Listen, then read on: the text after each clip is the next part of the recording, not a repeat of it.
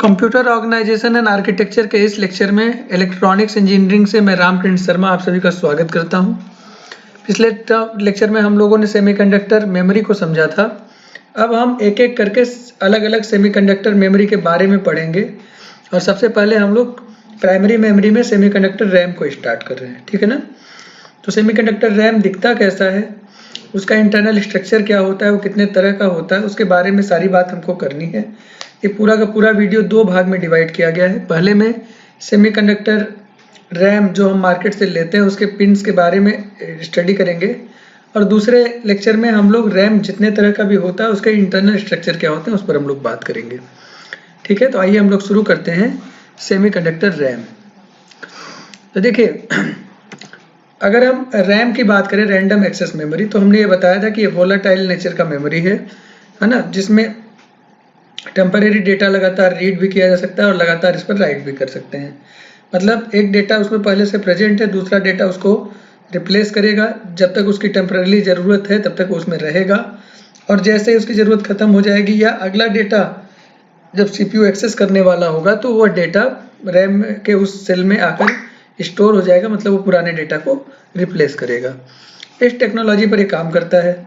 Volatile का मतलब ये है कि जब पावर ऑफ हो जाएगा तो रैंडम एक्सेस मेमोरी के अंदर जो भी डेटा है वो सारा का सारा वैनिश हो जाएगा और जब हम सिस्टम को फिर से ऑन करेंगे, है ना, स्विच ऑन करेंगे तो उस कंडीशन में उसमें रैम जो है पूरी तरह से एम्प्टी रहेगा और उसके बाद जैसे जैसे हम ऑपरेशंस को परफॉर्म करते जाएंगे वैसे वैसे रैम में टेम्परेरी फाइल्स स्टोर होती चली जाएंगी। तो एक तो ये है हमारा सेमीकंडक्टर रैम। दिखता कैसा है, अगर उसको हम ध्यान से देखें तो एक इस तरह की आईसी है जिसके पिन नंबर्स के बारे में हम लोग बात नहीं कर रहे हैं। मान लीजिए हमारे पास कोई रैम है जिसका नाम हमने दिया 1024x8। अब देखो, मेमोरी को जब हम इस तरह का नाम देते हैं तो जो दो सेक्शन इसमें है 1024 और क्रॉस दूसरा क्या लिखा है 8। 8 का मतलब ये डेटा साइज है, ध्यान से समझिएगा। डेटा साइज का मतलब जैसे यहाँ पर 8 लिखा है, 8 बिट का डेटा ये स्टोर कर सकते हैं। और कितने मेमोरी लोकेशंस हैं ऐसे 8 बिट डेटा के लिए? कुल 1024 मेमोरी लोकेशंस हैं। बात समझ में आ रही है? 1024 मेमोरी लोकेशंस हैं। इसका मतलब अगर हम इसको देखें तो ये एक मेमोरी लोकेशन, ये दूसरा मेमोरी लोकेशन, ये तीसरा मेमोरी लोकेशन, ऐसे ऐसे करके कुल 1024 मेमोरी लोकेशंस अवेलेबल होंगे। 0 1 2 3 और 1023 लास्ट मेमोरी लोकेशन, क्योंकि 0 से स्टार्ट कर रहे हैं। तो टोटल कितना हुआ? 1024 मेमोरी लोकेशन। और हर मेमोरी लोकेशन 8 बिट का एक रजिस्टर है ना, 8 बिट का। ऐसे ये भी 8 बिट का, ये भी 8 बिट का, ये भी, सारे ही 8 बिट के रजिस्टर्स हैं। क्योंकि यहाँ पर जो इन मेमोरी लोकेशंस पर कितना बिट स्टोर कर सकते हैं, 8 बिट का डेटा स्टोर कर सकते हैं, ऐसा इन्फॉर्मेशन यहाँ पर दिया जा रहा है। तो जब भी हम ऐसे, ये रैम उन सिस्टम्स में कनेक्ट किया जाएगा जो 8 बिट के प्रोसेसर्स जहाँ पर होंगे। मतलब ऐसे आपका सिस्टम जिसमें 8 बिट का डेटा बस होगा। समझ आ रही बात? क्योंकि 8 ही बिट का डेटा स्टोर हो सकता है। इसका मतलब वो डेटा जब रीड होगा तो 8 बिट के डेटा बस से जाएगा, अगर राइट होगा तो 8 बिट के ही डेटा बस से यहाँ पर डेटा आएगा और राइट हो जाएगा। इतनी बात समझ में आ रही है? तो ये हमारा है, जिस सिस्टम में 8 बिट का डेटा बस होगा उसमें ये काम करेगा। कोई ऐसा मेमोरी हो जिसको आप लिखिए 1024 और क्रॉस 16, तब ये का इसका मतलब क्या हो गया? 16 बिट का डेटा बस होना चाहिए, क्योंकि इसमें हर एक मेमोरी लोकेशन पर 16 बिट डेटा स्टोर हो सकता है। बस समझ में आ रही है? इतनी बात एक तो हमको ये क्लियर हो गई। तो जब भी हम चिप को लिखेंगे, हम चिप को इसी तरह से लिखेंगे, 1024 क्रॉस 8 रैम है, 1024 क्रॉस 16 रैम है, या 2048 क्रॉस 16 ऐसा भी लिख सकते हैं। ये नंबर ऑफ मेमोरी लोकेशन ये हो जाएंगे और उसका डेटा ये हो जाएगा। मतलब अब देखिए, तो अब 1024 जो हम कर रहे हैं ये किसको रिप्रेजेंट कर रहा है? ये रिप्रेजेंट कर रहा है कि इतने मेमोरी लोकेशन हैं। तो हम नंबर ऑफ मेमोरी लोकेशन कितने होते हैं? 2 पावर n होते हैं, जिसमें n बिट एड्रेस बस होती है। एड्रेस कितना होता है? एड्रेस n बिट में होता है। तो यहाँ पर 1024 दिया है, अगर इसको 2 टू द पावर में लिखें, this is 2 to the power 10। इसका मतलब क्या है? 10 बिट का एड्रेस बस है, या एड्रेस लाइंस जो है वो 10 बिट की है। 10 एड्रेस लाइंस आर देयर। तो ये जो 10 एड्रेस लाइन्स है उसको AD9 से AD0 तक दिखाया गया है। इसी तरह से 8 बिट का जो डेटा है उसको D7 से D0 तक दिखाया गया है।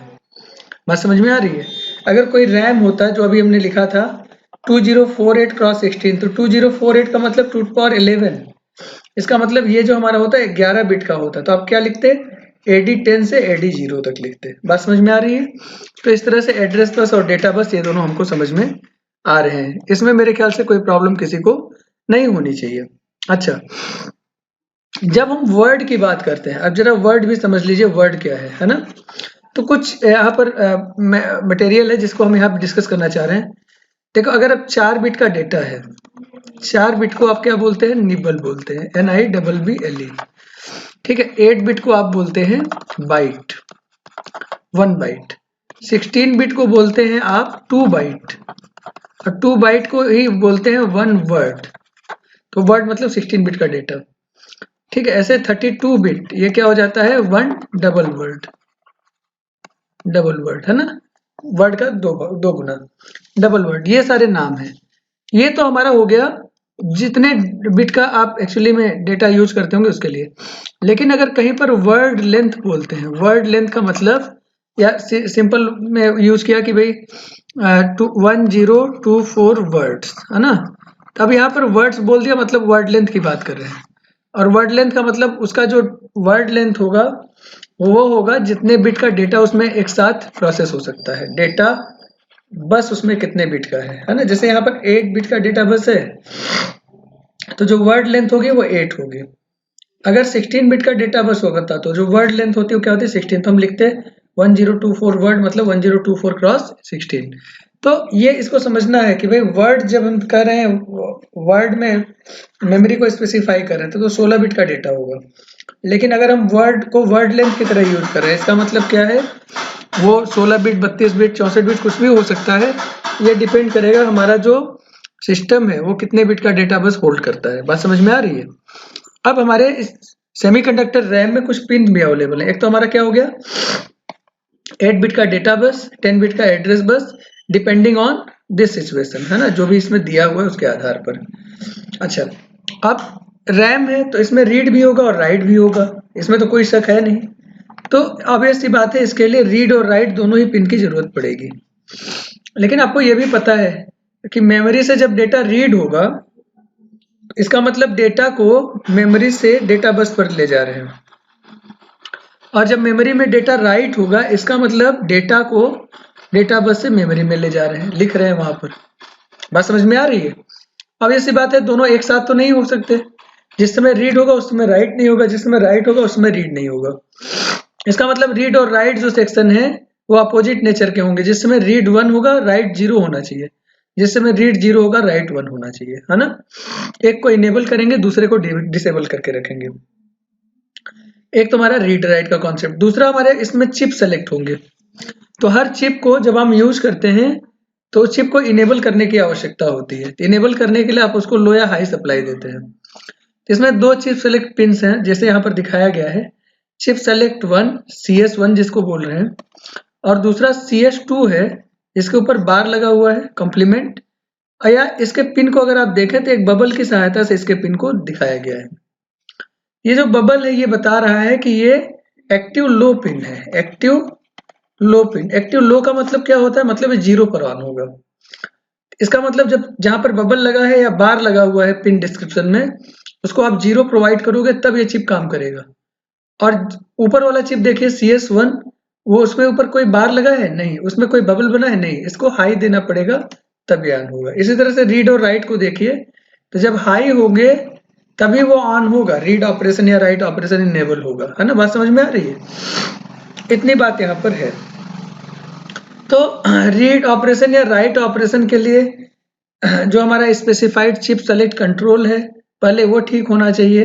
फिर उसके बाद रीड और राइट जो सिलेक्शन पिन्स है वो भी हमारा सुटेबल होना चाहिए। और उसके बाद जो भी एड्रेस बस पर आपने बिट्स को दिया होगा उस मेमोरी लोकेशन पर डेटा रीड या राइट होगा, उसको इस टेबल से समझा जा सकता है। तो देखिए, चिप सेलेक्ट 1 की वैल्यू 1 होनी चाहिए और चिप सेलेक्ट 2 की वैल्यू 0 होनी चाहिए तभी ऑन होगा। अब हमने क्या लिया, चिप सेलेक्ट 1 की वैल्यू भी 0 ले लिया, चिप सेलेक्ट 2 की वैल्यू भी 0 ले लिया। तो चिप सेलेक्ट 2 तो 0 होना चाहिए, लेकिन चिप सेलेक्ट 1 1 होना चाहिए। ये यहाँ पर इस ठीक नहीं है। इसका मतलब क्या है, इस कंडीशन में आपका रैम काम नहीं करेगा। इसको बोलेंगे हाई इम्पीडेंस रीजन, है ना। ये हाई इम्पीडेंस स्टेट में काम कर रहा है। तो मेमोरी फंक्शन इनबिल्ट है, इस समय न तो रीड ऑपरेशन परफॉर्म होगा न तो राइट ऑपरेशन परफॉर्म होगा। इसी तरह से CS1 की वैल्यू आपने 0 रखा, CS2 की वैल्यू 1 रखा, तो CS1 1 होना चाहिए था, CS2 0 होना चाहिए था, जैसे यहाँ पर बताया गया था। उसका अपोजिट है, तो कोई ऑपरेशन परफॉर्म नहीं होगा। हाई इम्पीडेंस स्टेट है, तो यहाँ पर रीड और राइट ऑपरेशन परफॉर्म नहीं होगा। इसी तरह से दोनों को 1 कर दिया, तो जब दोनों को 1 कर देंगे उस कंडीशन में भी यही प्रॉब्लम आएगी, क्योंकि CS1 1 होना चाहिए लेकिन CS2 तो 0 होना चाहिए। अच्छा, जब हमने CS1 की वैल्यू 1 कर दिया, जो कि 1 होना चाहिए, और CS2 0 होना चाहिए, उसको 0 ही कर दिया, उस कंडीशन में रीड या राइट ऑपरेशन हो सकता है। लेकिन अब रीड और राइट को देखें तो दोनों अपोजिट नेचर के होंगे। एक की वैल्यू 0 होगी तो दूसरे की 1 रखनी पड़ेगी। तो अगर दोनों को ये वैल्यू हमने क्या कर दिया, 0 0 दे दिया, ठीक है। इसका मतलब क्या है, अभी कोई भी ऑपरेशन परफॉर्म नहीं होगा, क्योंकि रीड और राइट दोनों को ही आपने डिसेबल कर रखा है, ठीक है, हाई इम्पीडेंस। लेकिन अगर अच्छा, अब हमने CS1 को 1 ही रखेंगे और CS2 को 0 ही रखेंगे, है ना। उस कंडीशन में रीड को 0 रखा और राइट को 1 कर दिया।